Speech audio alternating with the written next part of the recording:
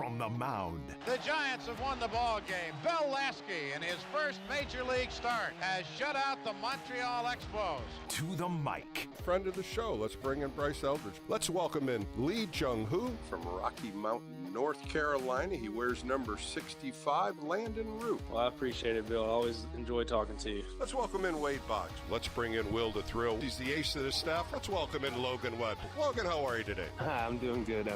Good to be on here. Welcome to Extra Innings with Bill Laskey. Giants sweep the LA Dodgers. Sponsored by Lunardi's Markets of the Bay Area. Quite simply the best. Right here on your exclusive home of the San Francisco Giants. KNBR, the sports leader. The pitch. There's a liner into left, deep. Way back goes McRae, makes the catch, tagging up, and heading home is Robles, and he will score easily. And the Mariners have won the game 4-3. Welcome into a Saturday edition of the Extra Inning Post Game Show with Bill Laskey. Well, sometimes baseball just doesn't go your way. And in this game, the Giants out-hit the Mariners 7-3. They out-slugged them 2 home runs to 1. And I really feel they out-pitched them. But at the end, the Mariners end up winning with a ghost runner, and they don't even get a hit to score them. Major League Baseball made the rule, and that's what we got to live with. But that's a ghost runner that I just don't agree with in the 10th inning. And it comes back to haunt the Giants, and they lose this game 4-3. And you just felt everything was going right. They were up 3-0 going into the 7th inning. Logan Webb was dealing 70 pitches, 49 for strikes. Everything was working his way. Only gave up 1 hit. And these things happen. Pitchers somehow just don't get the feel. He had a Rosarena, 0-2, comes back and hits him. He walks. Josh Naylor on 4 pitches. That's when I just said, uh-oh, something's wrong here. Something isn't just clicking here. Maybe he just was tired. Maybe the arm slot was just falling out. Something was just not the feel.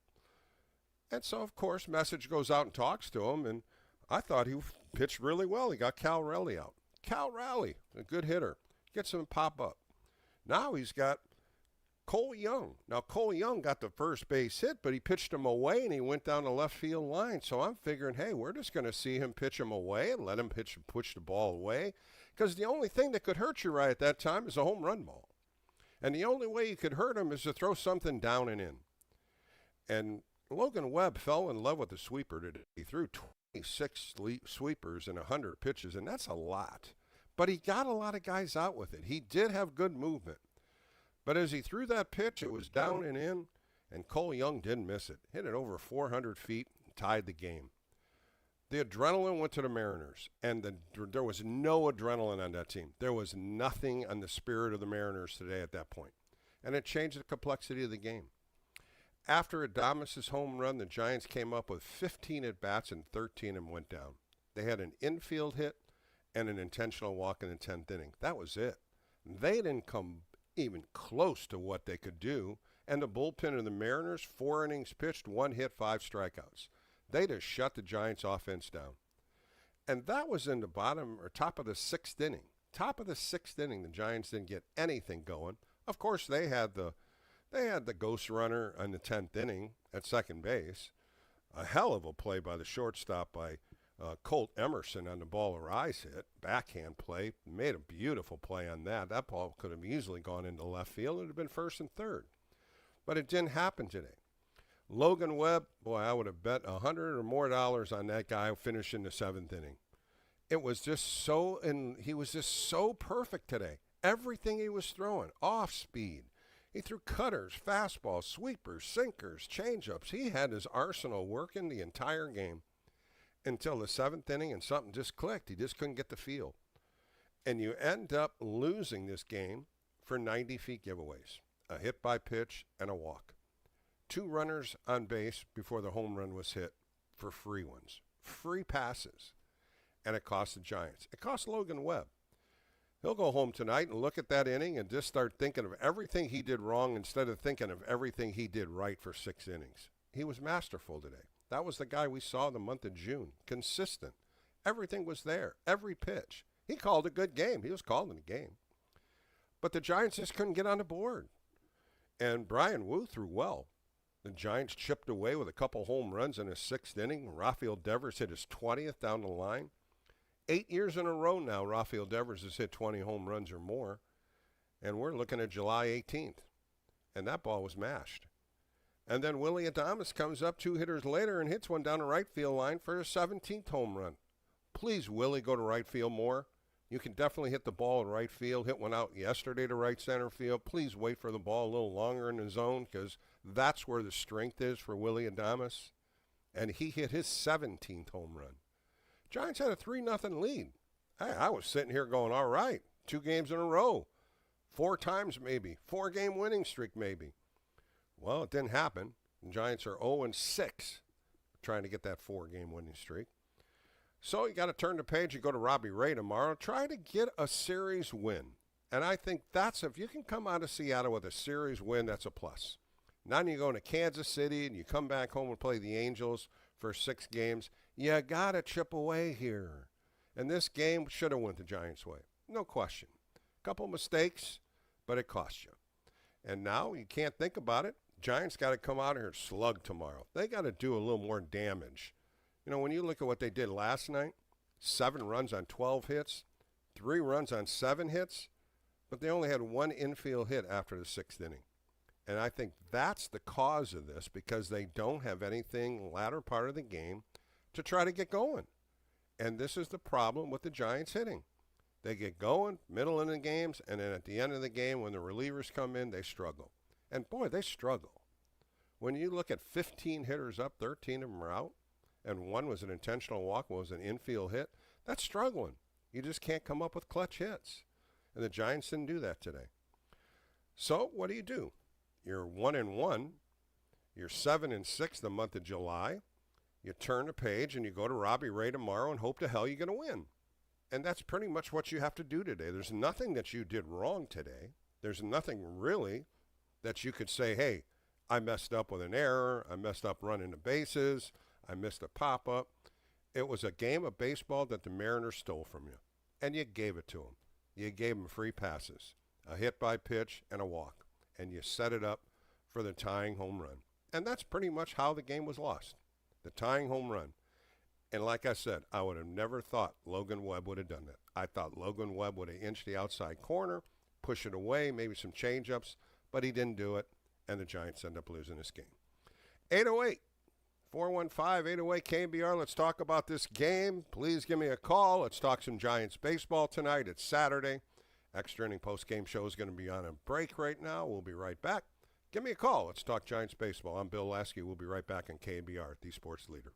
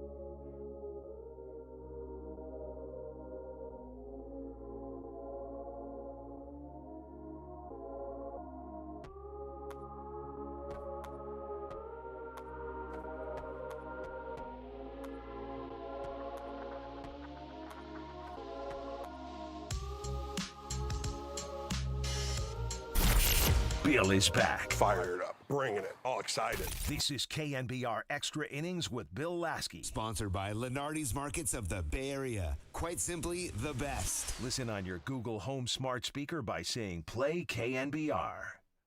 He's had the only Mariners hit in the game so far. Now he swings and he belts one deep into right center field. Way back there. And this game is tied.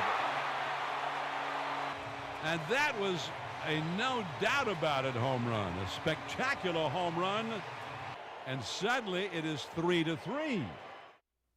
Back on Extra Inning Postgame Show with Bill Laskey on a Saturday. As an ex-pitcher, the one pitch you'd love to have back, and I'm no doubt Logan Webb wishes he didn't throw the sweeper to a lefty, a down and in, the power zone for a lefty, and Cole Young didn't miss it. He mashed it. At least that's about the only thing you could say was a home run that was going to be out of any ballpark, but a pitch that you had to come back and think about. And, of course, Logan Webb called a great game, called a good game the whole time. I mean, he really pitched a gem today. And it's going to go back to one pitch. It's going to come back to the hit by pitch. It's going to come back to the 4-pitch walk. But he battled here. He battled through the 7 innings. He really did. And then the next question is, Sam Hedges was warmed up. Does Tony Vitello go to him with Cole Young being a left-hand hitter? That's the second thought I'm having. Do you bring him out? Do you go out and take him out? He's your ace, no question. Had a hell of a game going on, but the only thing that could hurt you is a home run ball. Do you go lefty-lefty there? That's the second question. So some questions back to Tony Vitello and why he kept him in the game. And he had close to 90 pitches at that time. So do you go to your bullpen, you go lefty-lefty, or you keep your ace in? And that's the answer. The ace pitched very well today, and Cole Young really hit the ball. He had 2 hits off of him, and he only gave up 2 hits in the game. So Logan Webb gets out on a no decision. Very well-pitched game, 100 pitches, 69 for strikes, 18 first-pitch strikes out of 26 hitters. That's really good. 10 ground ball outs. That's even exceptional. And it's very similar to what Landon Roop did yesterday. Landon Roop threw a hell of a game, 7 innings, only giving up 2 hits in that game. So, some good pitching and some timely hitting, a couple home run balls, but it just wasn't enough. And the Giants lose this game in 10 innings, 4-3 to the Seattle Mariners.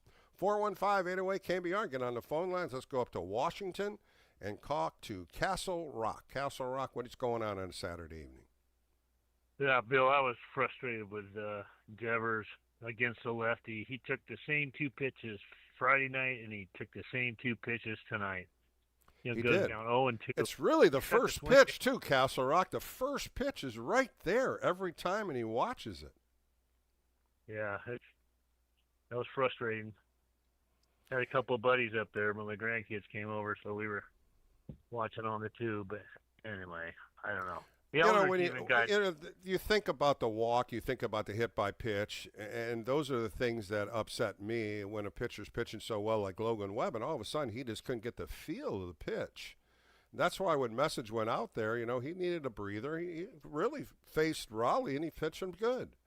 But the only way you're going to lose that game or tie that game by going to a string to a lefty. That's why I thought, no way he's going to go inside. He's going to stay away the whole time. He tried to throw that sweeper, and the sweeper down and into a lefty is just exactly like putting it on a tee for him. You know that, Castle Rock. You've watched enough baseball. Down and into a lefty's their power zone. Young, yeah, he's tough for a young guy. 22 years old, a very good young player, too. Yeah. Eldridge will get there. Oh, Eldridge had a good game today. A couple of hits the first time up, then a walk and a couple of fly balls. He missed that one ball. That ball he missed right down the middle.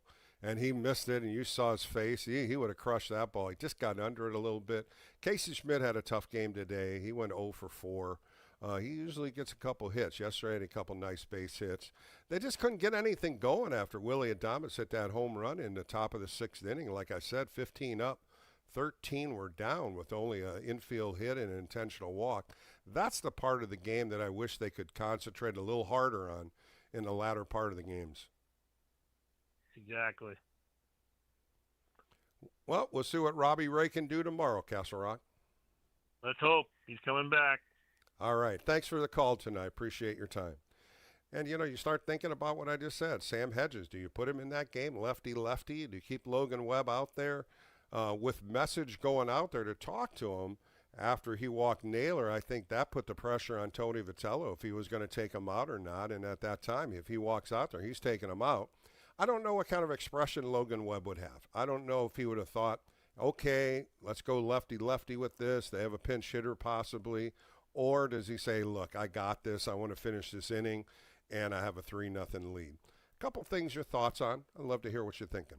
All right, let's go to Barfighter. He's in San Jose. Barfighter, a tough game by the Giants today, and they end up losing in the 10th inning with the old Ghost Runner. How are you? Prime time. Still a proud and long-standing member of the Lunatic Fringe. To all the lunatics before me, I salute you. On a Saturday night, Barfighter. How are you?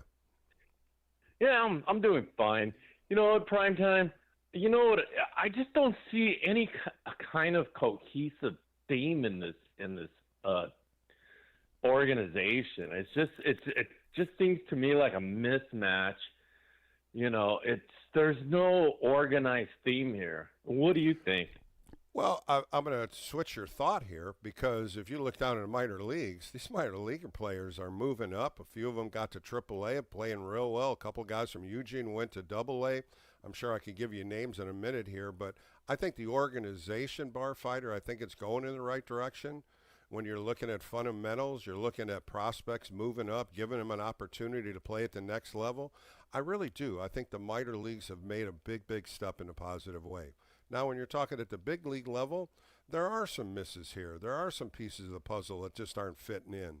And you see it here and there. You just don't understand why it can't be consistent. And I think that's the biggest question all Giants fans would love to see. You have a chance to win 4 games and you lose it, and that was a sixth time. And you could only win 3 games 6 times in a row. And you can't get to 4, and you got to get a winning streak together if you're going to get anything to be close to being 500. Primetime, I got to give you props to your interview with Wynn. This guy is very smart. Your interview with him was very smart. I was very impressed by him. Yeah, Randy's a good guy. I've known Randy for many years. He stepped into. They really wanted him to be the general manager, and he said, no, I'm not ready to do that. He wanted to do something in development, and, with him and Kyle Haynes working. Kyle Haynes, of course, has been with the Giants minor leagues for many years at Popco. Brilliant man, just a brilliant man about moving players, knowing players, understanding players.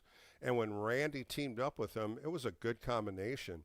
And, one thing you said, Primetime, one thing you said, Barfighter, is you said, Primetime, Randy Wynn is a smart man.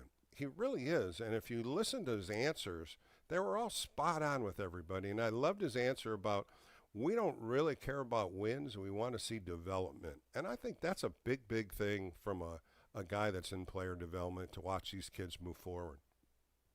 You hit the key prime word, Primetime, development. It's all about development. Yeah. And moving forward. And, like we've just discussed, and we can agree to disagree, Primetime, but we can leave as friends. But this team is going nowhere. But that interview, I'm telling you, it really impressed me with Randy Wynn. And I've seen him on the Giants Network and everything and heard him. He's not only intuitive, he has a very high baseball acuity. Mm-hmm. Good point. It was a real good point. I loved his story when he talked about playing another outfield position.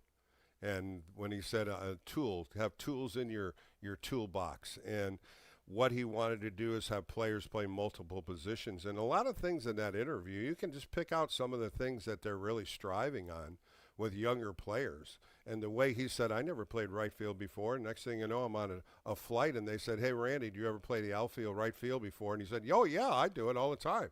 Never played it. And next thing you know, he's playing right field daily. But, you take that risk, right, Barfighter? You take that risk and saying, I can do it, instead of saying no, and then somebody else takes your place. Once you get to the AAA, the big league level, you will say yes to everything because there's always somebody behind you that'll take your spot. Yeah, well, there's always somebody behind you to take your spot, but you want to have that spot for yourself. I mean, Correct. you know, That's self-interest. Right. Yeah. It's self-interest, but, you know, it basically what it does is it creates a sense of where are we going? What is this about, you know? Don't you think when you're in the minor leagues and you start seeing guys moving to going to the next level, you concentrate a little bit more, you work a little harder because you know, hey, if I get on a roll here, I could be the next guy moving up, because it always opens doors when you see that. Because once those players move, then that position is open for somebody else to gain it. That's what's great about it. Is I was a pitcher going through the minor leagues. I was always looking, when I was at Florida State League and A-ball, I was always looking at Jacksonville, who was pitching in Jacksonville, who was pitching in Omaha, because you wanted to see the guys ahead of you. And if there was an inclination of maybe I could move up, maybe I could do that. And then once you got to AAA, you were watching a box score or watching a game every day to see who was at the big league level that they may move down or somebody gets hurt.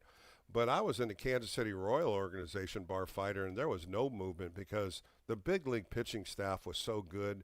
Dennis Leonard, Larry Gurra, Paul Splittorff, it went on and on and on, and the bullpen was just solid.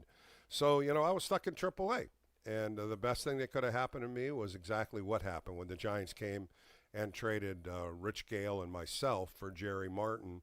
And I came over to the Giants, and it opened up a position and a pitching opportunity for me to get to the big leagues, and it ended up working out for me. Yeah, and it opened up the door where you could, you know, develop and prosper. That's the good thing about bar fighter. When you're into baseball, and I'll never forget this, and I've said it many times, you've probably heard me say, Bill Fisher, when I signed as in rookie ball, he got us all together, and there was probably 90 pitchers out there, and we're all looking at each other knowing there was only 10 to 20 of us that are going to make the club. He said the biggest thing now as a professional player, it doesn't matter what it says on your chest, meaning the team. You fight for the other, we had 28 teams back there. You fight for the other 27 teams that may want you more than this team. And that's what you want. The goal is to get to the big leagues. It doesn't matter what it says on your chest. Sure, you'd always want to be with Kansas City, but those words stuck in my head going, he's absolutely right, you know. There's scouts at all the games. They're watching us, and you never know who wants somebody else in the minor leagues. You just didn't know back then. It was tougher back then because you only had 10-man pitching staffs, and you had 5 starters and 5 relievers, and most of the time a lefty and a righty were your closers, and you had to stick, and I was a starting pitcher, so there was no way I wasn't going to miss a start. If I was stiff or sore, I was making that start, and it portrayed me to get 30 starts in the big leagues that way. Prime time. All of my Vita bobbleheads are nodding. You're the best bar fighter. Hey, good talking to you on a Saturday, my friend. Take care of yourself, all right? We'll talk to you another time, bar fighter. All right, we're going to take a quick break on the Extra Inning Postgame Show. Come back with more calls. I have Steve Kroner coming up, and I sat down with Chris Alvarez from Channel 7 today to kind of get his thoughts on the Giants season and what his thoughts were moving on. So a couple good interviews, I say, because I'll interview Steve also, but some good baseball as we continue on the Extra Inning Post-Game Show. 415-808-KNBR, a couple of calls on hold. We're accepting more calls. I'll be right back on KNBR, the Sports Leader.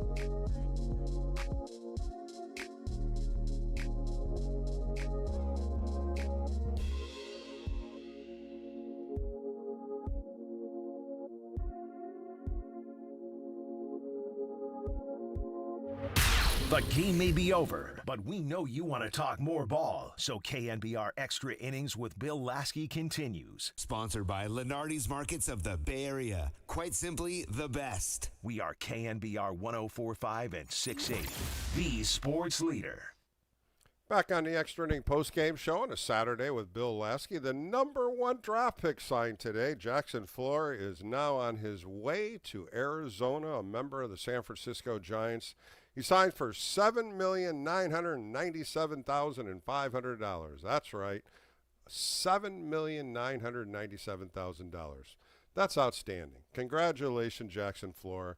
Congratulations to his family, everybody that associated with him. Just a fun time. And, of course, he was on with Murph and Marcus, a very grounded man. He understands what he's got to do, and I think that's the key here. He's coming in with an open mind to learn and pitch. And you know what? When you got a 21-year-old kid like that, that's what you want. So we'll find out what happens to him next. He'll be coming to Papago in Arizona and start his baseball career with the San Francisco Giants. Giants lose today 4-3. They're now 42-56. The Seattle Mariners won today. They're 49-50. Tomorrow, the final game of a 3-game series. Robbie Ray takes the hill against Logan Gilbert. Logan Gilbert's been 19 starts, 29-year-old right-hander, 7-6 with a 3.32 earned run average. Again, these are their top-line starters. In 114 innings pitched, he's only given up 89 hits. And here's the number that always attracts me, 119 strikeouts and 24 walks. 24, that's it. He lost his last start against Tampa Bay, where he went 6 2/3 innings, giving up 9 hits, 4 earned runs. Now, in the game before that, he went 7 1/3 innings against Toronto, only giving up 1 hit in that game, punching out 7. And he ended up losing to Cleveland, going 7 innings, giving up 4 earned runs. So a couple tough outings, but then he pitched really well against Toronto. Pitches really well at T-Mobile Ballpark. So the Giants got another tough right-hander against them tomorrow. Robbie Ray, on the other hand, most likely will be traded this week. That's what they're saying. A couple teams from the Chicago Cubs and the White Sox are already interested in Robbie Ray, and we'll find out how long he will be with the Giants. Of course, he's been in 19 games, 18 as a starter, 3.38 earned run average, 106 2/3 innings, and he's only given up 83 hits, 15 home runs, 52 walks on 90 strikeouts. His last game got a little trouble in the latter part of the game in Colorado, where he walked 3, and then Dylan Smith came in and got out of it. He went 5 innings in that game, only giving up 1 earned run. Pitched in Colorado, where he went 6 innings, 3 earned runs, but before that, he went 24 1/3 innings against Atlanta twice and the Athletics once. He only gave up 8 hits with no earned runs. So Robbie Ray on the hill tomorrow to try to win the series for the San Francisco Giants. 415-808-KNBR. If you want to get on the phone lines, let's go out to Visalia and talk to Glenn. Glenn, you're on an Extra Inning post-game show. How are you on a Saturday? Bill, I thought we had that win in the 4th inning. I was jazzed. I was thrilled. I was happy. But, Bill, I think the strikeouts is really being overemphasized. Mm-hmm. You being a former pitcher, Bill, for me who never played, it seemed like it would behoove the pitcher not to go for the strikeouts. Less pitches he throws, the longer innings he can go. Does that make sense? Well, it makes a lot of sense, but are you talking about a certain hitter or a certain inning today, or just general? In general. Yeah, well, you got guys that want to get that punch out. That's one of the key points, when you're looking in this game. Logan Webb punched out the side in the 4th inning, and he was a magician today. He had every pitch going. He was in such a good groove, and I just don't understand what happened in that 7th inning when he hit Rosarena. And then he walks Naylor on 4 pitches, and it was just so unorthodox of him. You were watching this, Glenn. It just was strange to me that he just lost control of all his pitches. Bill, I never had the opportunity to watch you pitch, but I believe, Bill, that you were very dedicated and very emotional, and you try to go out to make every pitch to be a perfect pitch. Me not pitching in my life, sometimes that can work against you. In my opinion, am I wrong?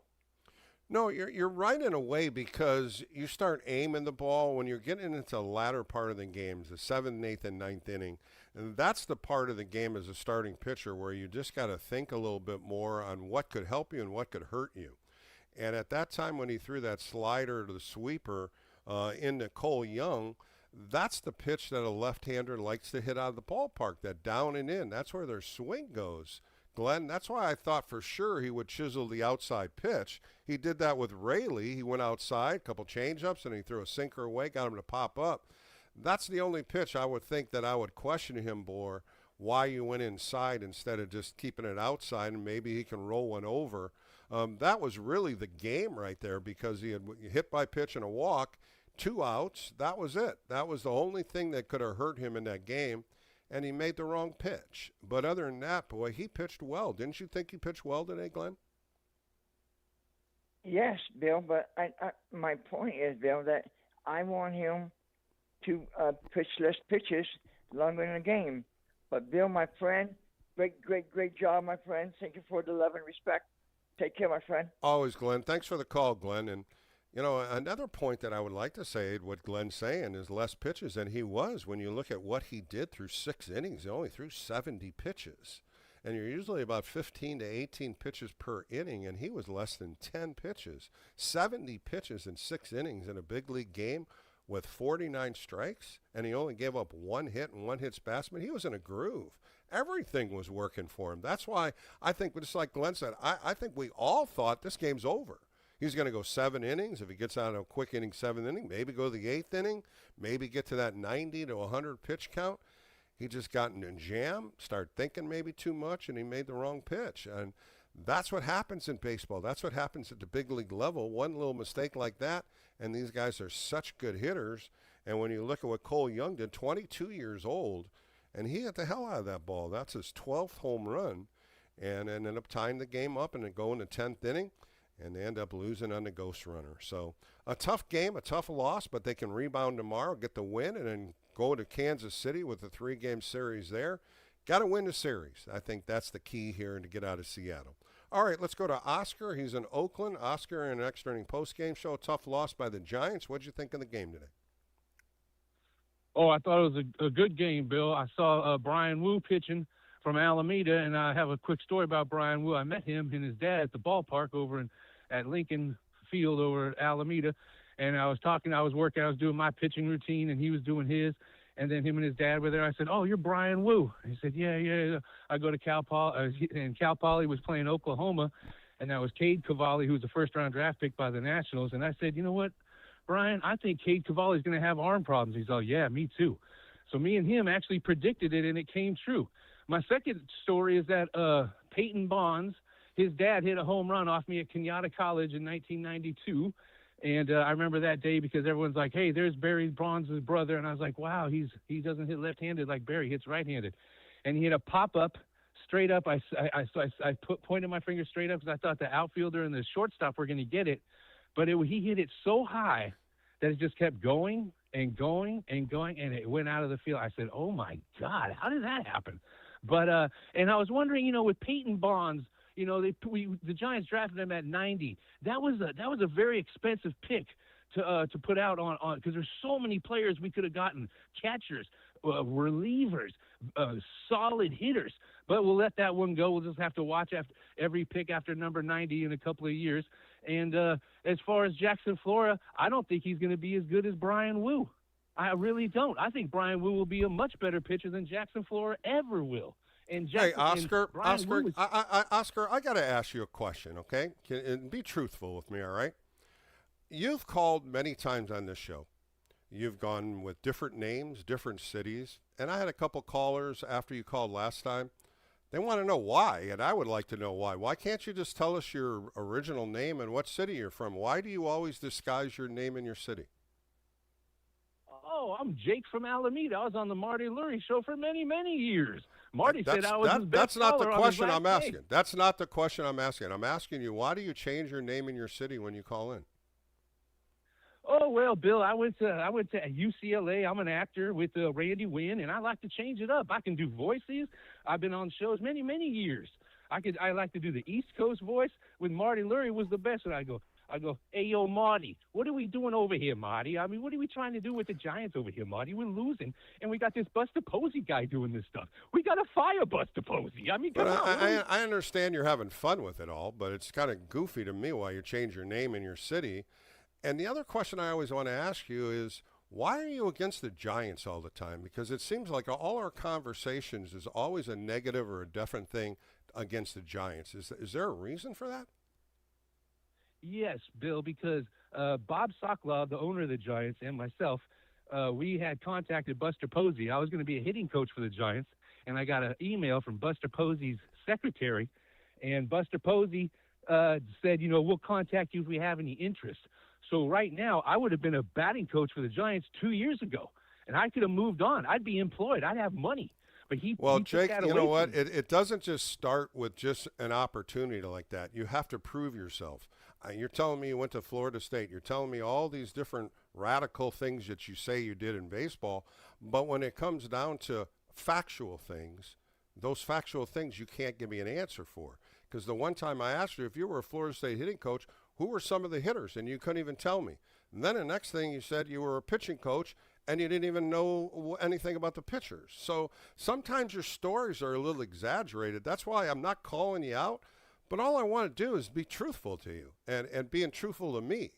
And some of your stories are exaggerated. That's why I just want to ask why. I was a batting coach. I pitched to Brandon Crawford in front of 30 scouts for NorCal Travel Baseball. So I was trying to recruit him to Florida State with Tyson Ross was there, Jason Castro, Brett Wallace, David Cooper. Those are all first-rounders. And I've known Brandon Crawford for many, many years. That is legit. And I pitched to him. I said, Brandon, wow, you'd be perfect at Florida State. He's like, yeah, Georgia Tech wants me bad, too. He's like, but my mom, they saw me hit a home run at the Cobb Classic in Georgia. He's like, but my mom wants me to go to UCLA. And I'm like, dang, that is so awesome. And he was so cool to me. He's like, Mario, you got a good arm, dude. You throw hard. I was like, come on, Crawford hit. Now, wait a minute. 15, Wait. 30 Now, you said Mario, and I thought it was Jake.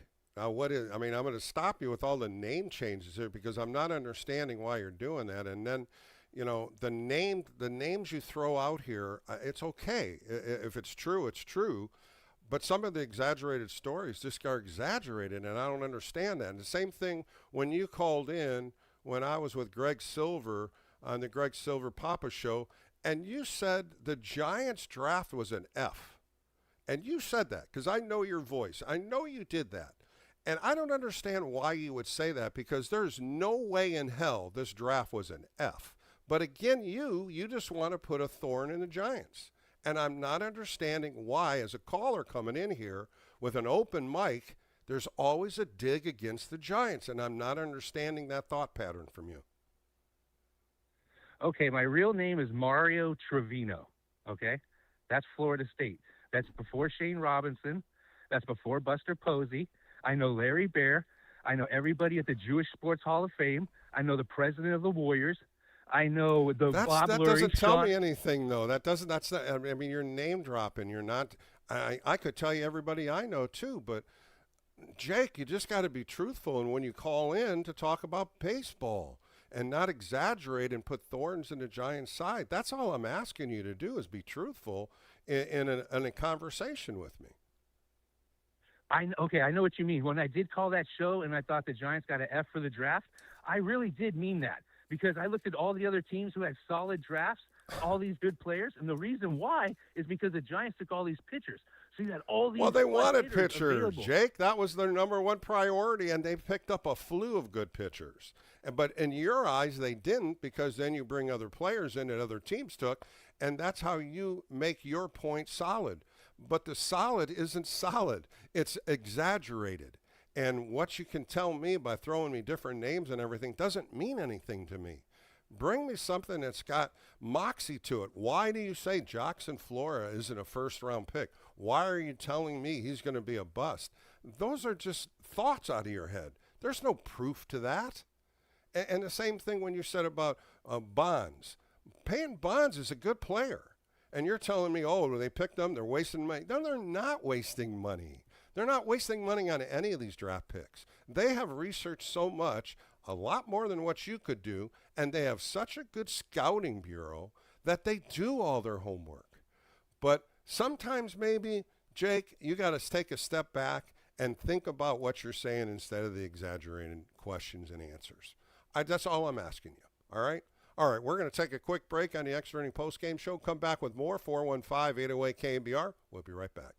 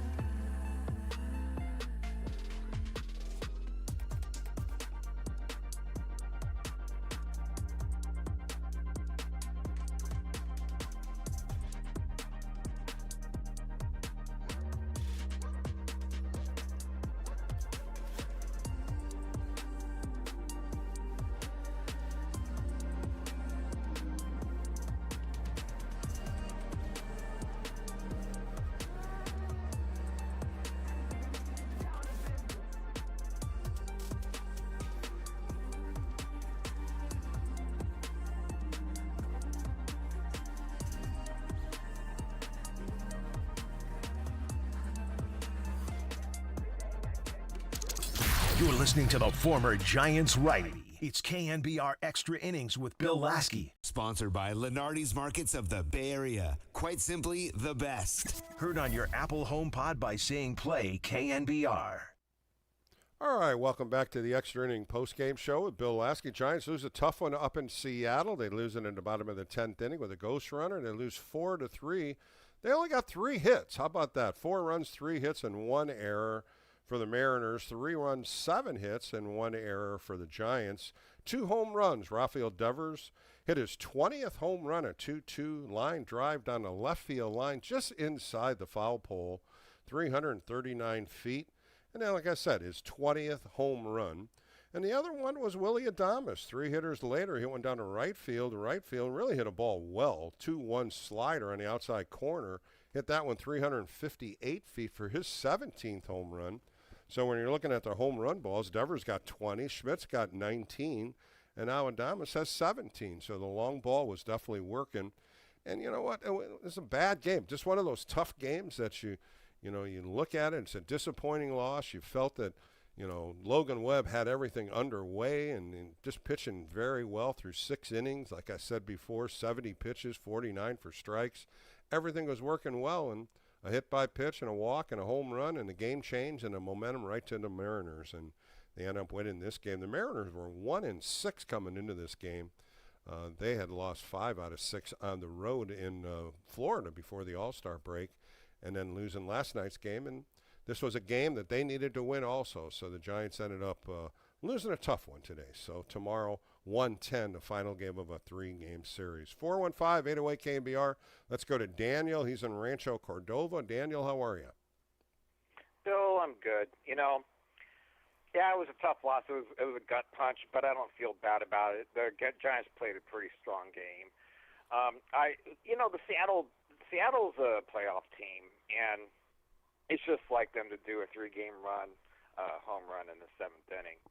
I think that I forgot who the batter was that hit that homer, but Cole Young. I think anything that Logan would have thrown at him would have been a homer anyway. It's just they're a good team. Well, you don't want to throw anything down and in, and I think that if you had to ask him why you threw a sweeper, I think he would have probably tried to get it on the outside corner. You just chisel the outside corner. He did it to Rayleigh and got him to pop up. That's where I felt that, with Cole Young up, he threw a nice sinker away, hit a base hit. That was the only base hit he gave up before that at bat. And that's where I thought he was going to stay away on him, and then he tried to go in, and, man, he didn't miss that ball. And with the hit by pitch and the walks, that just really made that inning so tough to watch a 3-0 lead go to a 3-3 tie. Yeah, it was. It was difficult, but at the same time, I still don't feel bad about the game. I mean, even though Arias had his rare error on that one play to allow a player to get on first, I'm still impressed by that guy. I was wondering, what is your opinion about Arias? Do you think they'll trade him, or do you think they'll do the smart thing and offer him a contract? It would be great if they kept him. I'm sure all Giants fans would love to see him play second base for the next 2 or 3 years.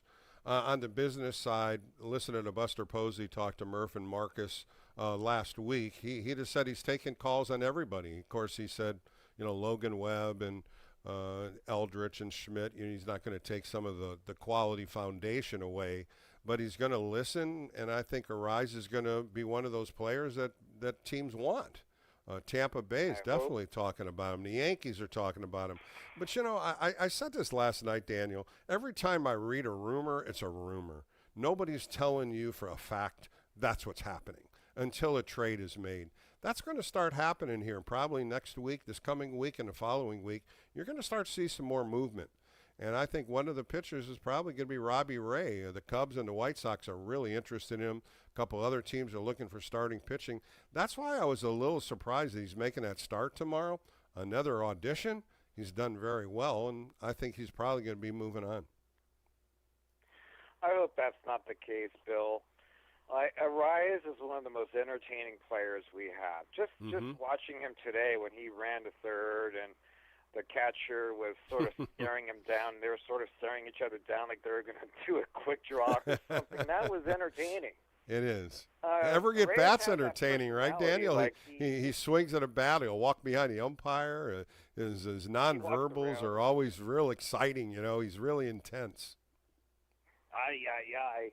That guy is hilarious. I like the way he marches around the umpire when he's like, when he like hits a foul ball or something, and he kind of marches like a toy soldier. And he makes like sudden moves as if he's trying to scare the pitcher and things like that. It's just, he is so fun, and it would be a heartbreak if they sent him off. I mean, he is our best hitter. What on earth would you? Why would you send him? Keep him. Well, I think the biggest side of it is a business decision because, as you know, this team's not going to get a wild card position. They're not going to get into playoffs, so you start moving a couple pieces. Just like the New York Mets. The New York Mets are exactly like the Giants. They have a lot of high payroll players, and they said the same thing. They're going to be a moving team. They're going to make trades also. You look at the Giants and the Mets, maybe Colorado. You look at some of the lower tier teams, maybe Kansas City. You start moving a couple pieces because that's what usually happens. And you know this, Daniel. You follow baseball for many years. The top tier teams look at the bottom feeders, and they see if there's any players that could help them. And that's what makes the top-tier teams good when they make a trade and add a piece. I always talk about putting a puzzle together, and that's what teams do at this time. Yeah, the whole Moneyball thing, you know, the low-tier teams develop the talent, and then the rich teams take them and, you know, develop them. And it's a game. We all know it. Everybody's trying to make their roster better, trying to make pitching because everybody wants more pitching. And if you can pick up a player and give up a couple prospects, you make the move. And a lot of it is rental players. You know, when you look at Arise, his contract's up at the end of the year. So is Robbie Ray. So they're rental players. And that's what you have to try to figure out. Do I want him after this? Am I going to extend him? Is Robbie Ray going to want to sign a contract with us? Because that's when you really lose prospects and you don't get anything back unless you're really striving to get into the playoffs and get in, try to win the World Series with them. You know, my old job was the general manager of the Giants, you know, and I would never have traded Arise. I would just offer him a nice big contract. Of course, that's on the Xbox, so. That's even better, right? You're definitely making trades and you're making contracts work. That last caller would drive me up the wall. Anyway, thanks for taking my call, Bill. It was great talking to you again. Thanks, Daniel. It's always a pleasure talking to you. And, you know, it is always an emotional trade when a player like Arise leaves with so many callers calling in here and on the weekends. And even when I do Sports Phone during the week, everybody loves Arise. Everybody loves the way he plays, the way he's intense, and he wants to win, the way he takes a bat every time. And, you know, when you're looking at a guy hitting 325 right now, it's solid. And that's what the only problem is when you make trades. You lose players that you really like, and that's where emotion comes in. All right, coming now on my buddy Steve Kroner. Of course, you can follow him at AP or as well as on the Chronicle when he covers the game. Steve, how are you tonight? Bill, I'm doing okay. How are you, sir? Well, disappointing loss. I think you're probably going to say the same thing. Logan Webb was just pitching one of the better games he's had, and through 6 innings, 70 pitches, 49 strikes. He couldn't do anything wrong. One hitter, one hit, and one hit batsman. What'd you think of Logan Webb before the 7th inning? Before the 7th inning, I was thinking, forget 8 innings. I'm thinking he's going the distance. As you mentioned, he was really economical. He was economical and effective. He'd given up only one hit. And as good as he was in June, those first 6 1/3, I don't know that he was better in June than he was tonight. And then all of a sudden he lost it. And, you know, it happens, but it doesn't happen very often to a guy like Logan Webb. I thought when message went out there, I thought that was a good time to kind of just take a breather. He had just got done walking Naylor on 4 pitches. He only had given up 1 out. He only had 1 out, first and second. It was a good thought pattern. Okay, what do you want to do here? I love the strategy when pitching coaches come out. And I thought he threw Rayleigh real well. He chiseled him away, got a pop-up, and I thought that's exactly what he was going to do with Cole Young.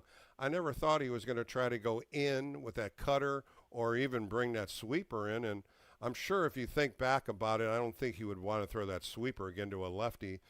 Sean Estes even said it. He said The wrong pitch at the wrong time. But other than that, everything else I thought he did well. Yeah, I couldn't agree more, Bill. And, maybe because the hit Young had, the only hit the Mariners had up until that point had gone the other way, maybe he's thinking he can get that sweeper in on his hands. And, again, the sweeper had been really good most of the night. But you know this better than I. I have been a major league pitcher, and believe it or not, I was not. But that low and in pitch is the pitch left-handed hitters love to jerk to right field, and that's what happened deep to right center tonight. I said it in my open about Sam Hedges warmed up, the lefty. I sit back and I wonder what Tony's thinking then. Do I bring Hedges in against a lefty? Do I keep my ace in? Of course, they had that communication in the first half where Logan, should I stay in? Should I not? I mean, I don't know what you do in that scenario. I mean, I'll put you in the manager's hat. Do you let him go out there? Do you let him go one more hitter, or do you switch it? I have no second guessing of Tony Vitello on that. I think maybe if Raleigh had gotten on, and now the go-ahead run is on, or the go-ahead run's at the plate, and there's still only one out, then maybe I go to Hedges. But Logan Webb is Logan Webb. He's gotten 2 outs. He still has given up only one hit in the game. Right. Tip your cap to Cole Young. It was not a good pitch by Logan, but he played 85 to 90 really good pitches until then. Sometimes you got to tip your cap to the other guys. I don't have any qualms at all by saying I would have done exactly what Vitello did there. Steve Kroner on the show, you can see him and you can read his work at AP as well as on the Chronicle when he covers the Giants. When I looked at the lineup today, the only question mark I had was why Drew Cavanaugh wasn't back in there. He had a nice game yesterday, 2 for 2 with 2 walks, and I know Daniel Susak's trying to get back in the lineup. Daniel Susak didn't look too good at the plate today. I was a little surprised I didn't see Cavanaugh back in there. Did you ever even think about that? Yeah, I mean, I'm just guessing that they're probably alternating, and maybe I'm just throwing it off the top of my head. Maybe Logan feels a little more comfortable with Susak. That's certainly possible, but I don't know that definitively. I will say, in second guessing a little bit, and because this was first guessing, when the Giants did score in the third and Gilbert had led off the inning with a single, I thought that might be a time for Susak to bunt. He hasn't, he hasn't faced major league pitching in a while because that he was been on the IL, and Brian Woo's really good, and any chance you get to get a run or at least get a runner in scoring position, I did think at that point maybe I'd have Susak bunt, and he's a pretty good bunter. Right. The Giants wound up scoring in that inning anyway, thanks to a couple of errors by the Mariners. But if you were going to look for one place where I would second-guess Tony Vitello, that was an instance when I thought Susak probably would have been better served trying to lay down a bunt and get Gilbert in the scoring position. The same thing happened in that top of the 10th inning. Koss ended up pinch running for Susak, and Luis Ariz was up, and he tried to go the opposite way, and what a play by Colt Emerson. This kid's really good defensively. Of course, the hitting side, he'll get better. He's only 20 years old. I thought that was the play of the game. That was just an unbelievable play to his right, and then coming up and throwing Ariz out. The runner never moved over. I thought that was the play of that inning. Yeah, and you certainly was the play of the inning, and outside of the 3-run homer. Of course, it's easy to say outside of the 3-run homer, but certainly defensively, that was the play of the game. Because that ball gets through, it's probably first and third. As fast as Koss is, he did the right move. He hesitated, because if he tries to go to third there, he's going to be out. So maybe he doesn't score on that, but you got first and third and nobody out there. That was and again, sometimes you want to criticize the team which you cover or for which you're a fan, but sometimes you got to tip your cap to the other team. The other team has guys who are getting paid to be Major League Baseball players too, and that play by Emerson was as good as it gets for a shortstop, particularly in that situation in a tie game in the 10th inning. The other thing I thought about was not getting any hits after Adames got the home run in the sixth inning. They'd had nothing going on after that. Of course, the Mariners throw 4 pitchers that were lights out of the bullpen. Their pitching in Seattle is really good. I think that's the number one thing when you look at their starting pitching, and their bullpen has got stronger as the years go on. I look at that. When you look at 15 hitters coming up, 13 of them were outs, 5 strikeouts, and the only base hit was Ramos that got over the pitcher's head and kind of fell right in front of second base, and then the intentional walk to Schmidt. That was it after the sixth inning, and that to me, they got to get better than that. They have to get better at bats. You know, you mentioned the intentional walk to Schmidt, and look, Casey Schmidt's had a heck of a season. But that did surprise me a little bit. I know to go lefty-lefty on Devers, but, you know, Devers over the past 8 to 9 years has been one of the best hitters in baseball. You wouldn't normally think you would walk Casey Schmidt to get to Rafael Devers, but Dan Wilson made that choice, and it wound up being the right one. It did. And then you look at what Devers did, hitting his 20th home run. That was kind of strange, wasn't it? It just kind of went around the pole. Nobody even knew it was fair or foul until they replayed it. And it was just, I mean, one of those balls that he hit, and it just kind of stayed right down the line, went inside the pole. His 20th home run, 8 years in a row he's hit 20 or more home runs. And here it is, July 18th, and he's got 20. And you think this guy could continue to hit, but I would love to see him, and we've talked about this, cut his swing down, put the ball in play a little more. Today, once again, you know, 3 punch-outs in some scenarios that if he just put the ball in play, maybe a runner could have scored. Yeah, that's kind of the yin and yang, the positive negative with a power hitter.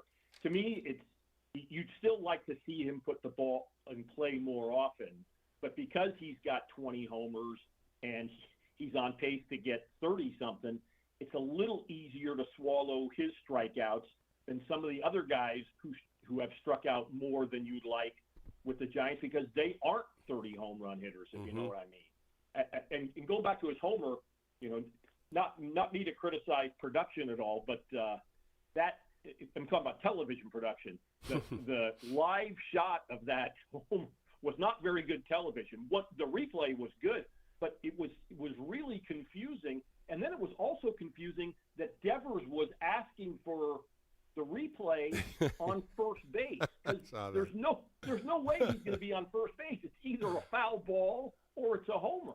I don't know how he got to first and decided that was the time to then tell the dugout to look for a replay because he wasn't going to be on first either way.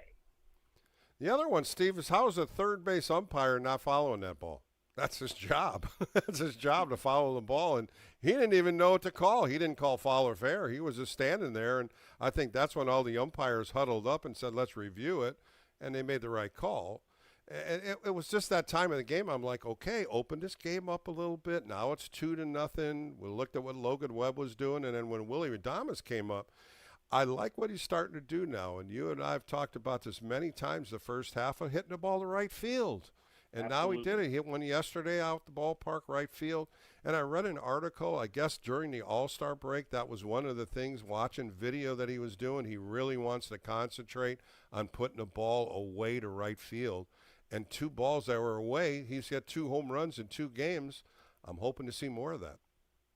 Yeah, you know, and Devers' homer obviously was to the opposite field. And look, we always say go the other way. Well, guys are power hitters. Usually they're gonna hit the ball deep to their pull side, but Devers and Adames are the rare guys who can hit the ball out the other way. So you know, it's to me it's a lot of times you got to put the time, game score, inning in perspective. There are times you don't necessarily want a Rafael Devers or a Willie Adames trying to hit the ball the other way. There are times, you know, if they're ahead in the count, if you're ahead in the game, you want them maybe to try to lift and separate, where some other hitters you don't. But in a close game, when they know they're getting pitched away, that's when they can be really effective going the other way.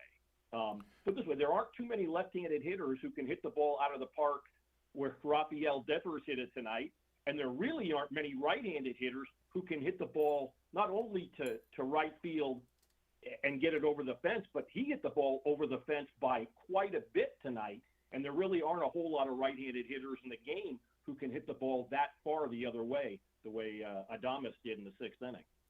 Steve Kroner joined me for a few more minutes on the Extra Inning Post-Game Show. When you look at the box score, when you see 3 runs on 7 hits, 1 error, and Mariners 4 runs, 3 hits, and 1 error, you probably scratch your head and saying, how in the hell they beat them? Because it really comes down to that 90-foot free pass, the hit by pitch, the walk.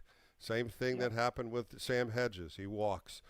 The walk is killing the Giants pitching staff, and it continues to haunt them.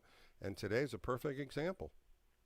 Yeah, and to be fair, I mean, the Giants did have only 3 walks issued tonight, although they had 3 hit by pitches, which in a sense that gives you 6 walks, which is too much.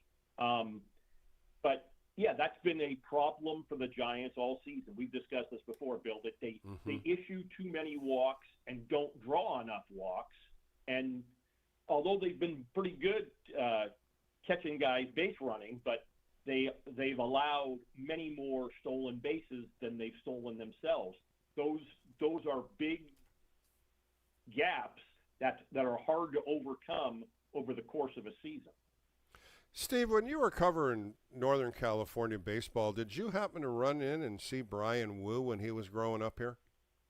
You know, you mentioned that. I actually know his dad, Clayton, a little bit. Clayton was a few years behind me at Cal. So I did meet Brian. I don't think I ever saw him pitch. I met him like at a Cal football game when he was a kid. So, you know, I don't have any direct connection to Brian now, other than I still hear from or see Clayton, you know, not a lot, but on occasion. So, yeah, I did know him a little bit, but I'd be lying to tell you I knew Brian Wu was going to be as good as he has become. I would be completely erroneous there. But, yeah, I do know his dad, Clayton, is a really good guy, I can tell you that. So we turn the page tomorrow. 3rd game, rubber game of a 3-game series against Seattle. Robbie Ray takes the hill against Logan Gilbert, another tough starting pitcher the Mariners have, and 29 years old, 7-6 with a 3.3. And one of the things I've noticed in all 3 of these starters, they don't walk anybody. Brian Wu walked 2 guys today. Coming into the game today, he only had 20 walks, and he had 102 strikeouts. Tomorrow, Logan Gilbert's got 119 strikeouts and only 24 walks. This is why I always say be aggressive in those first couple of pitches, and I think that's what they're going to have to do tomorrow against Logan Gilbert. You know, when you mention those numbers, the first guy that comes to my mind, another pitcher who grew up in the East Bay, Dennis Eckersley. Eck used to have the ridiculous strikeout to innings pitched and strikeout to walks and walks to innings pitches. Yeah, if you're aggressive and you're in the strike zone, occasionally guys are going to hit a home run, but more often than not, you're going to get guys out. And the Mariners certainly have a rotation built on that. One of the things the Mariners have problems with are left-handed starting pitching, and I think that might sway to Robbie Ray tomorrow. Of course, a lot of these lefties will not be in the lineup. A lot of them will be switch hitting, and you'll probably see a lot of right-hand hitters. Robbie Ray, again, on an audition-type game, I just don't know how many more starts he'll be in a Giants uniform. He's going to continue to pitch every 5th day. I think he's been throwing extremely well. Of course, all the rumors coming out, the Cubs, the White Sox, everybody that he's a starting pitcher, Robbie Ray is now associated with. What does teams need to see out of him, you think?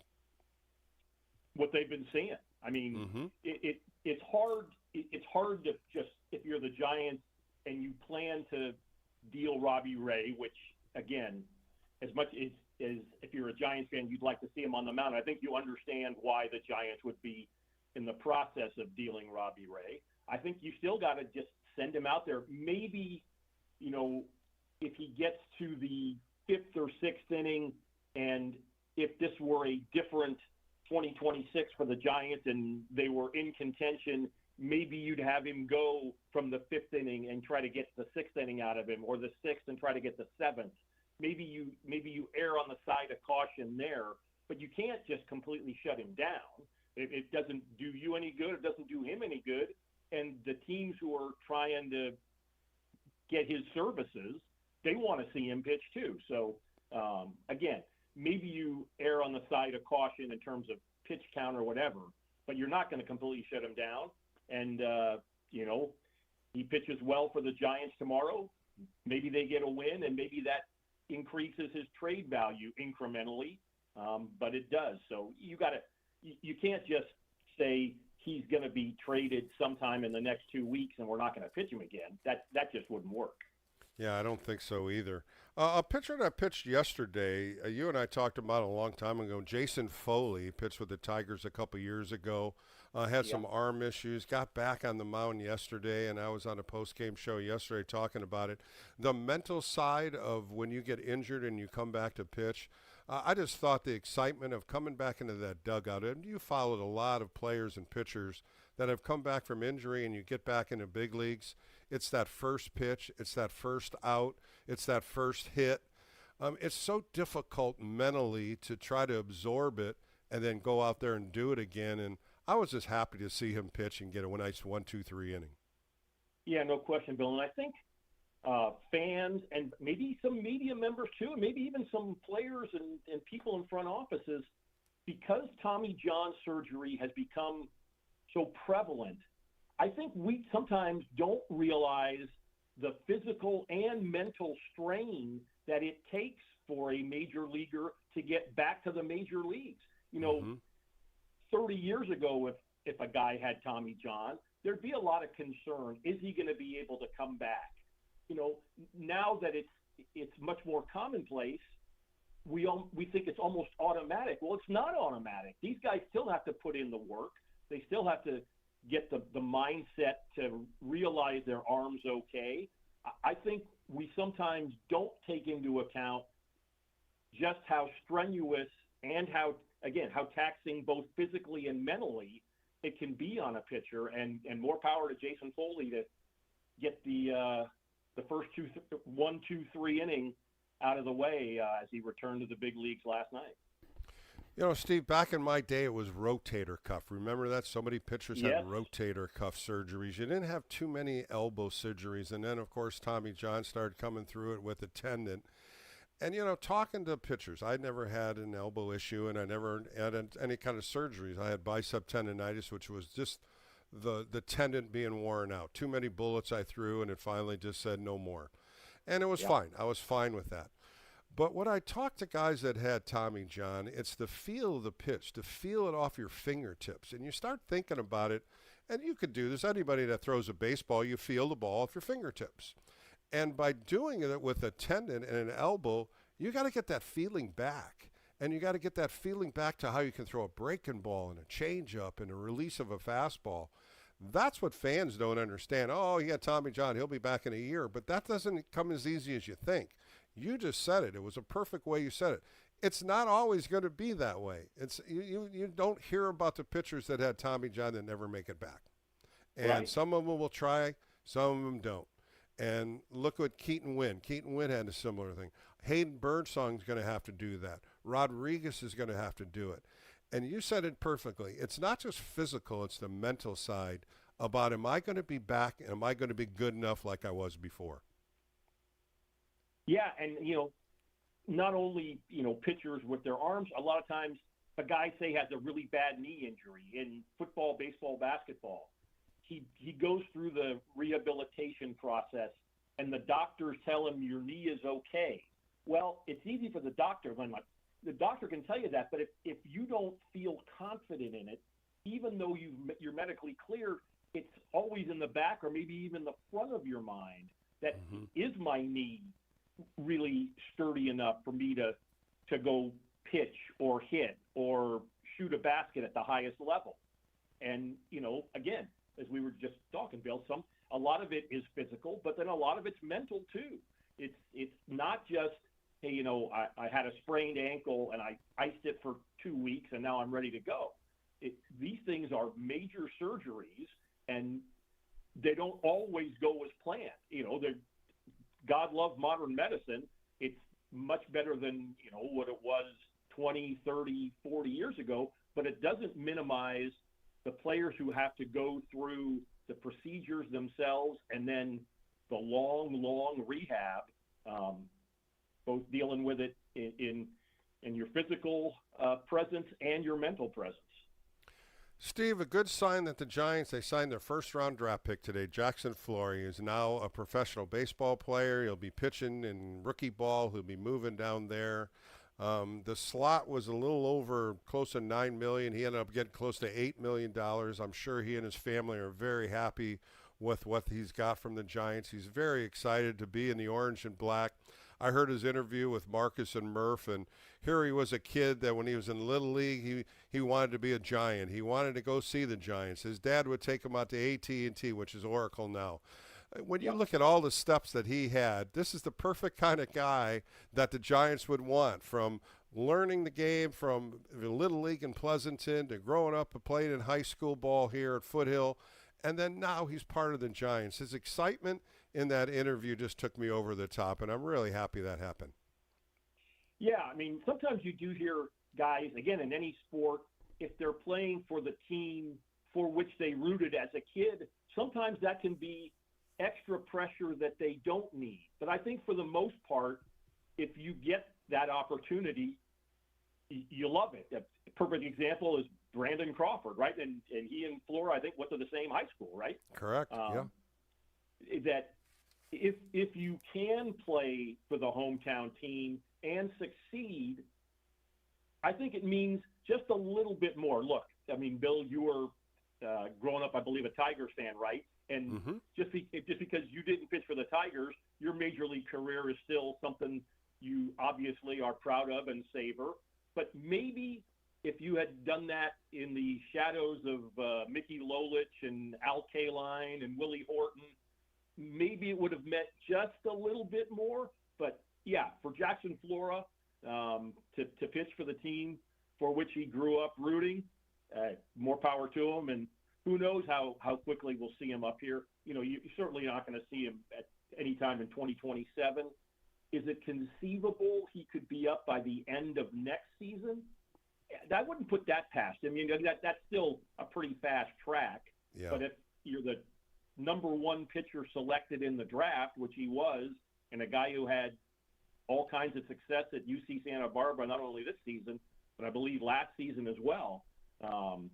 If there's a guy who's going to be on the fast track, you would think it would be Jackson Flora. It's going to be exciting, and I'm so glad he signed, got that out of the way. Now others can sign right behind him and get this draft signed and get these guys down to Arizona. But, Steve, thanks again for joining me on a Saturday. We missed each other yesterday, but we'll make it up as the season continues. Bill, I apologize for the phone gremlins last night, and enjoyed talking with you tonight. That was Steve Kroner on the Extra Inning Postgame Show. More coming up right here on K&BR, the Sports Leader.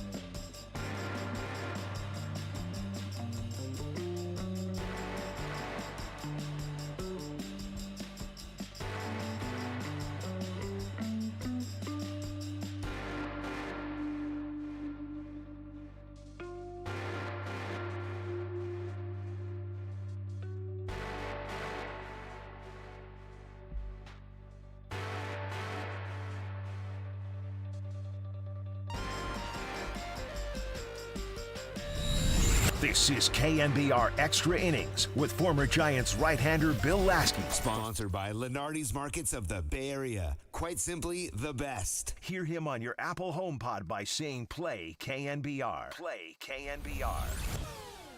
Back on the Extra Inning Post-Game Show with Bill Laskey. The Giants lose today 4-3. Tomorrow, the final game of a 3-game series. First pitch right here on KNBR 110.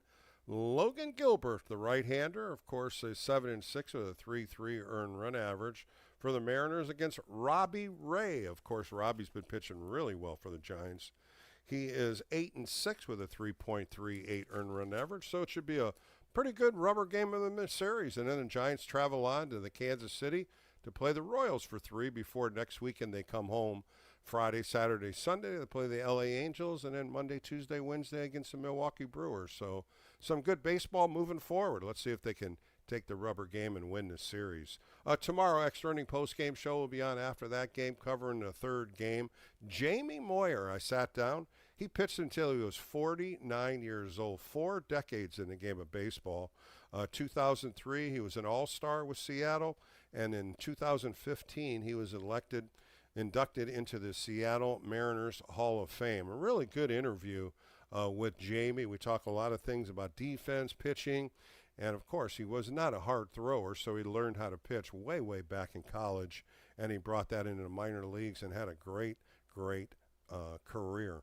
When you look at 269 wins, 209 losses, an earned run average of 4.25, 2 times 20-game winner, and just start thinking about some of the things he did. 10 times 200 innings, and he pitched to contact, no question. A control pitcher, mixed up his pitches, and it was just a great pitching conversation. You'll hear that tomorrow on the Extra Inning Post-Game Show.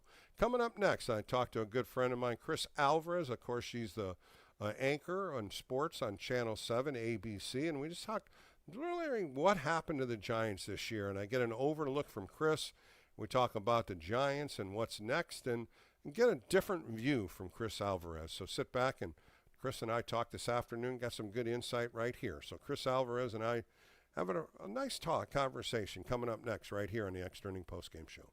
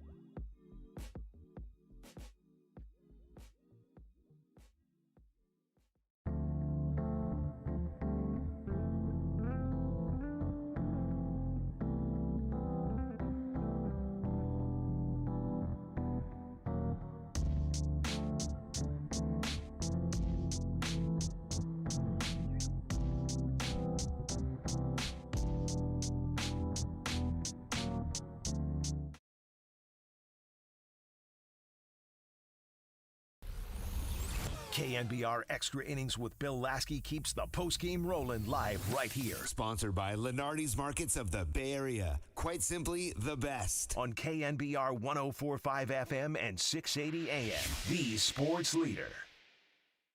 Welcome back to the Extra Inning Postgame Show with Bill Laskey. I'm delighted to bring a friend on. You can see him on television on Channel 7. He's the sports anchor of ABC Sports. Let's bring on Chris Alvarez. Chris, how are you today? Hey, Bill, how are you? It's good to catch back up with you. Yeah, I'm so happy we got to catch up today, and there's a lot of things going on in baseball, but I want to ask you about the hottest team in baseball, the Boston Red Sox, that have won 11 straight.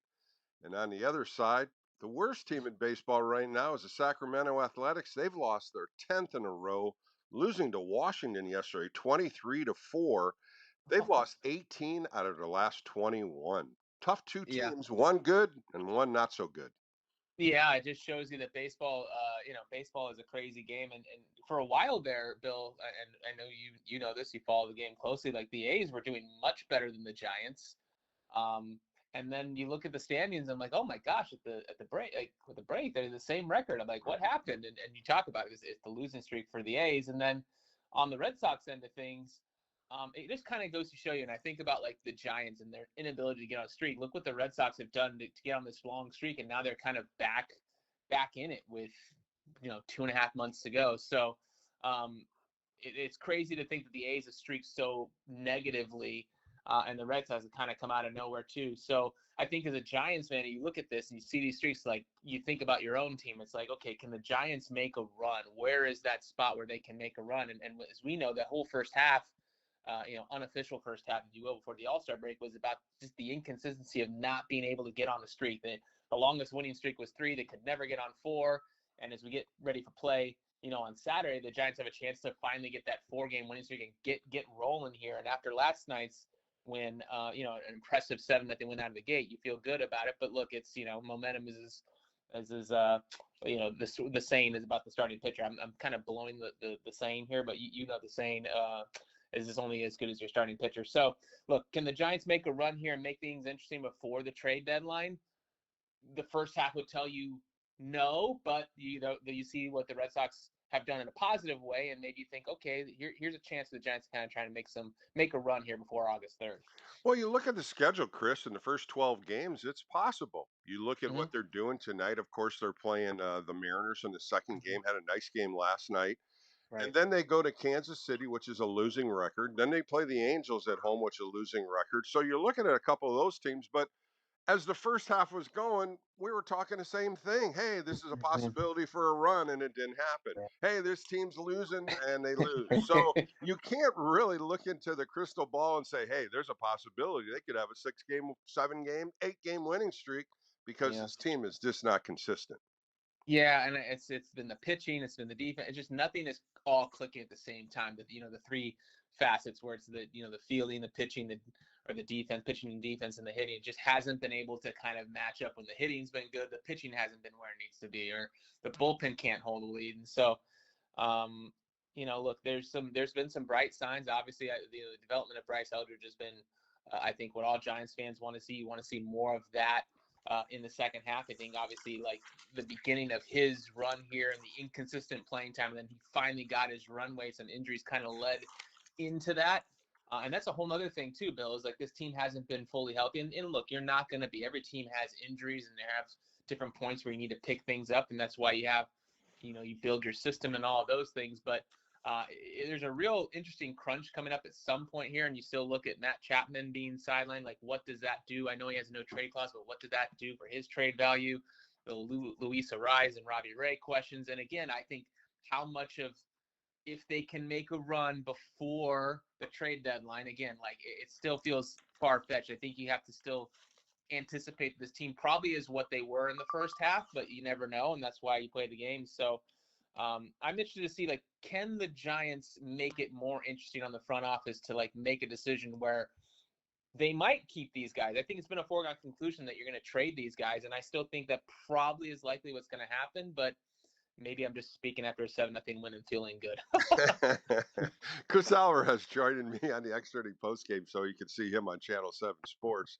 It's inevitable. It's going to be trade. There are some players that are going to be moving. But you look at this team and you look at some of the youth. You said it, Bryce Eldridge, Casey Schmidt. You look at Mhm. now the two starting catchers, both rookies, as Eric Haas got DFA'd. So, Mhm. what pieces of the puzzle would you look for if you were making these trades to make this team stronger?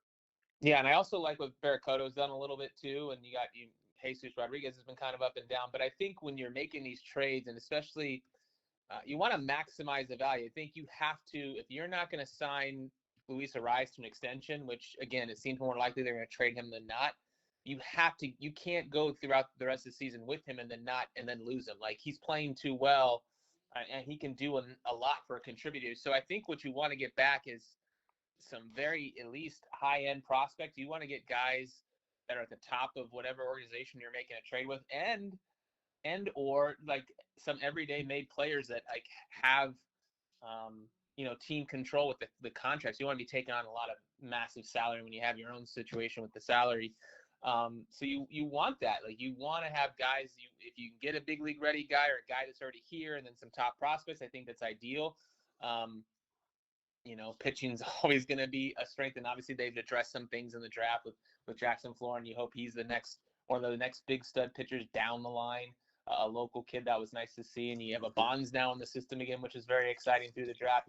That's a whole nother conversation. But to answer that question, I just think you want to get again high level prospects and areas of which you think whether it's bullpen help, high velocity guys. Because I think if you do get rid of Ariz, Schmidt's going to be able to move, assuming you keep Chapman. Schmidt can move to second and play some third and all those different things. It kind of gets him out of the outfield. You're able to kind of move your outfield around with some of the other guys. So it'll be interesting. I think it's nice that Luis Ariz has had such a great season. Look, he's done it obviously with the bat, which people knew, but his fielding, I mean, he's borderline Gold Glove defender, and that was kind of the knock on him coming in. And then Robbie Ray, look, a lefty that has a lot of experience. He's won a Cy Young. He provides a lot of value as well. So will be interesting to see what they can get back, but you want to get something. Like you don't want to just give them away. Like you want to have in a trade a power of position of strength. So I'm interested to see what the Giants are going to do and which teams will be looking at Luis Ariz, because we're still, again, 2.5 weeks, 3 weeks from the trade deadline, and what teams might be suitors for Luis Ariz specifically. Chris, you bring a valid point about Robbie Ray. Of course, he's a free agent at the end of the year. Luis Ariz only signed a 1-year contract. And you start wondering how long the pieces are going to stay in your hand. How long is Buster Posey going to hold us before a trade is made? You would think somebody would come after Robbie Ray immediately to get those starts before the August deadline. It just hasn't happened, but at least we don't know that. Teams are always going to be inquiring. Buster Posey said, hey, I'm going to listen to everything. I don't have to make a move if I don't like it, which is totally true for a president of baseball operations. But then you look at Luis Ariz, a fan favorite right now, a professional hitter, as I call him. I think a lot of fans are going to get upset if they let him go because he's something that the Giants haven't had. A 300, 330 lifetime hitter. I mean, this guy is automatic on base. It seems like once or twice every game. What do you do with him? Do you try to hold him and see if he can move a bigger piece? Or do you just take that big gamble and move him on and see if you can fill that hole? Yeah, and I think you made the point of Buster. If he doesn't like what's being offered, he doesn't have to. He's not forced to trade him. I just think if you don't trade him, then you do have to sign him because you mentioned it. Look.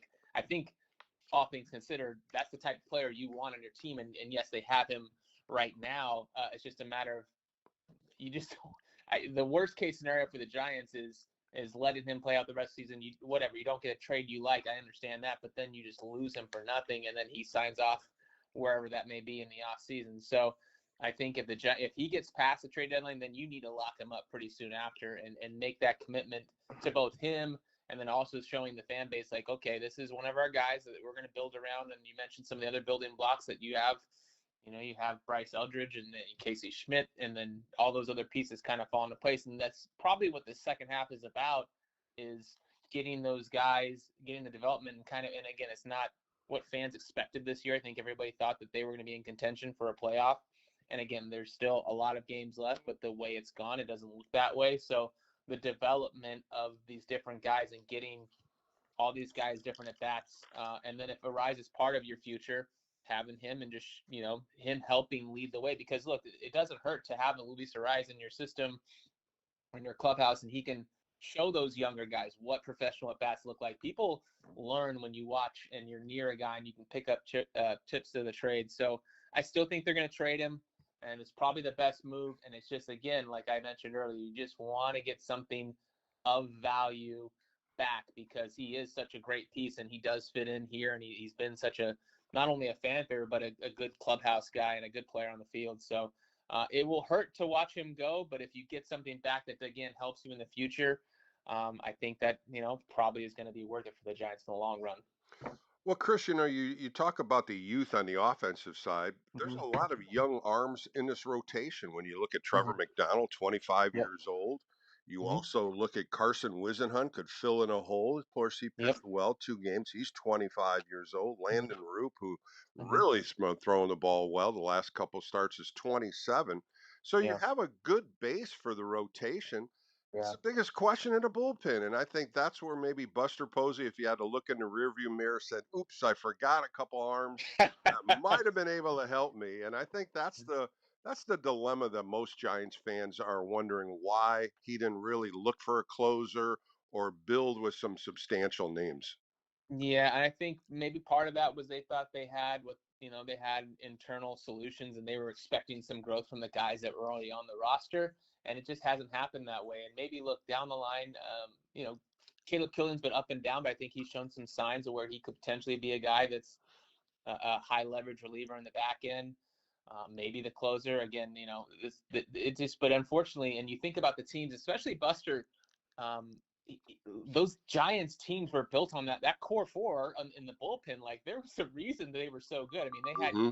a lot of great players and they had timely hitting and great starting pitching, and they were built so many homegrown guys. But the core four, their bullpen, Buster caught those guys. Like he knows, and it just unfortunately for him, I think the front office and the people making those decisions maybe just were hoping that it was going to be some marked improvement from guys they already had, and they wanted to, fill out the roster in other places or thought there were areas of need. That's just become such a glaring hole this year, and now it's a big reason of why they are where they are in the standings. So, again, when you look at these trades, like you want to look at, like I said, the high leverage guys, but do you have some guys that are like high level prospects that have a lot of whether it's velocity or stuff, and that's what the Giants will be looking for. And look, we talked about last year too. Like Buster's not opposed to making a trade at any point. You don't have to wait to the deadline. I mean, he traded for Rafi Devers in June last year, so Hmm. it's just a matter of what teams come to the table. And the only thing you always kind of have to worry about in the back of your mind, because the injuries are effective, and it's like, not that you want to get our Luis Ariz sooner, but an injury can change things really quickly. So if I were the Giants, I'd be, and you're going to move these guys, I'd be wanting to strike while the iron's hot and the guys are healthy as well. It's another kind of element that kind of plays into it. As I look at it, it's like, oh, make sure those guys don't get hurt. Hmm. Chris Alvarez joining me for a few more minutes. Of course, you can watch him on Channel 7 Sports. Does a great job as an anchor. Let's change the subject a little bit. Tony Vitello, you've met him, you've interviewed him. How Yeah. do you think he's done from the beginning of the year till now? Look, he's grown, and I think look, this is a huge transition, and it's all been well documented about the transition he's made from college to pro ball and the highest level pro ball. And there's a lot of a learning that he's done. I think early on there was maybe some mistakes or the game's moving a little fast. I think he's kind of grown into it.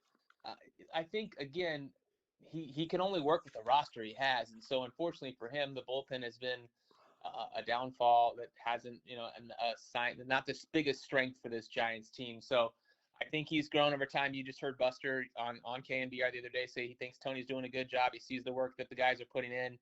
And again, this fan base is extremely frustrated because of not only the lack of success, and we've kind of been hanging around 500 for the last 4 or 5 years outside of that one, the 21 season, but not only that, but then the other thing you look at is like it's the Dodgers that are doing so, like that makes it even worse. And so that's the struggle that's been going on here. But again, the Giants have actually played good against the Dodgers this year for whatever that's worth. I think Tony's done a decent job this year. He's put into a tough position. It's a lot of learning, and Again, there's still some chapters to be written here at the end of the season. We'll see how they finish, and I think a lot of what people want to see is how much this team can improve, and can they get on any sort of consistent run. It's just been a roller coaster ride of emotions, and the way that they've lost games this year, Bill, it's been kind of shocking. It's like new ways to lose a game. Just thinking about some of the walk-off losses, and you have a couple of weeks ago, I know it's water under the bridge now, but the Rafi Devers, in Miami incident. There's just been some things that just are kind of like weird. It's just been kind of a weird year, and then you add in the fact of he's going to be under the microscope because of his lack of experience coming here. It's just been it hasn't even been a normal losing season. There's been some times it's just kind of have you scratching your head for sure. Chris, as we finish up here, I would love to get your thoughts on who would be an overachiever this year so far and who would be an underachiever, a guy that's really kind of like your MVP of the team, and then the other player is kind of the one that you thought would be doing better that have struggled. Who would those two players be? The first one that sticks out to my mind is Casey Schmidt, and not to say that he didn't have the talent here to be where he's at, but I think he surprised a lot of people with what he's done. I remember going into spring training and kind of, you're looking for interviews and kind of looking around. And I saw Casey, and, I don't know him overly well yet, but I mean, you just kind of thought, oh man, there's been a lot of moves that have been made that's going to be tough on him. And look, this guy's running with his opportunity and taking a different position. And I mean, he's been so impressive, Bill. And then I just think, maybe not a player, but I guess the underachieving has been the bullpen. It's a whole area, but that just area has not been, and the back end of the rotation, that 4-5 spot, and Hauser and Malley haven't had the greatest seasons either. So you combine, we were talking about the bullpen earlier, and then that back end, that would add to why you can't have consistency, because obviously it starts on the mound.